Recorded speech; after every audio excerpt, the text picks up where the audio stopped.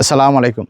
ஐசாமா அட்டுப்பண்ணை மதுரை மாவட்டம் வாடிப்பட்டியில் நம்ம பண்ண கடந்த 6 ஆண்டுகளாக மிக சிறப்பாக அல்லாஹ்வுடைய மாபெரும் உதவியை கொண்டு நடந்துட்டு வரோம்.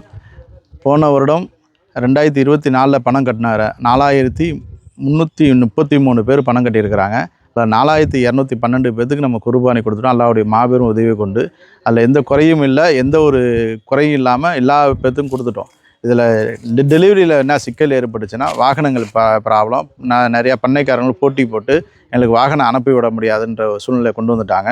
அது இருந்தாலும் நம்ம இன்னொரு என்னென்னா, கொண்டு போன ஆடுகள் முன்னாடி அவங்களால வளர்க்க முடியல, இட வசதி இல்லை, எனக்கு கடைசியில் எடுக்கிறேன்னு சொல்லும் போது தான் நம்மளுக்கு நிறைய சிரமங்கள் உள்ளாகி கொடுக்க முடியாத ஒரு சூழ்நிலை ஆச்சு.